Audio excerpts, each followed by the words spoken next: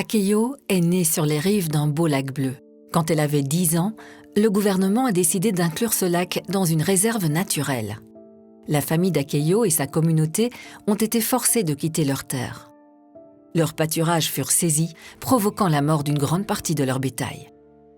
Privés de leurs moyens de subsistance, ils n'eurent pas d'autre choix que de s'installer ailleurs. Le développement. Tel est le mot que le gouvernement mettait en avant quand le projet a été approuvé. La réserve devait attirer des capitaux étrangers qui devaient ensuite directement bénéficier à l'économie locale. Oui, le projet présentait en plus l'avantage de protéger des terres. Mais à quel prix?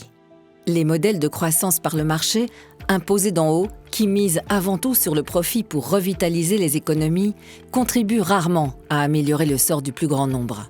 Plus souvent qu'autre chose, ils sont axés sur la privatisation et la libéralisation et ne font finalement que perpétuer un mode de fonctionnement hérité du colonialisme et creuser les inégalités. Or, ce sont eux qui ont dominé le cadre de l'aide au développement depuis des décennies, en étant au cœur même des programmes d'ajustement structurel mis en place par le FMI et la Banque mondiale dans les années 70.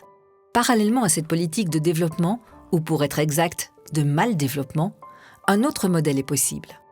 Un modèle centré sur le peuple, basé sur l'autodétermination concernant la santé et les ressources naturelles, dans le respect de tous les droits humains.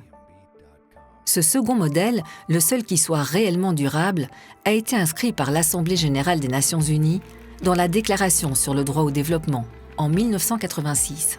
La Déclaration sur le droit au développement reconnaît le développement comme un processus global économique, social, culturel et politique conçu par le peuple, pour le peuple. Elle met l'accent sur la participation au processus de prise de décision, sur l'équité dans la distribution des ressources et sur la santé. En ces temps de crise écologique, économique, sociale et politique, le droit au développement est plus que jamais d'actualité. Mais comment faire de la déclaration une réalité et non plus une chimère ? La priorité est de faire de ce cadre normatif un droit opposable dans les traités internationaux. C'est en réalité ce mécanisme qui pourra permettre à la communauté de Akeyo de recouvrer ses droits sur sa vie et sa terre. Au niveau international et local, les organisations et mouvements sociaux peuvent se rejoindre et revendiquer ce droit, et collectivement défendre leur liberté ainsi que la planète. Rejoignez-nous.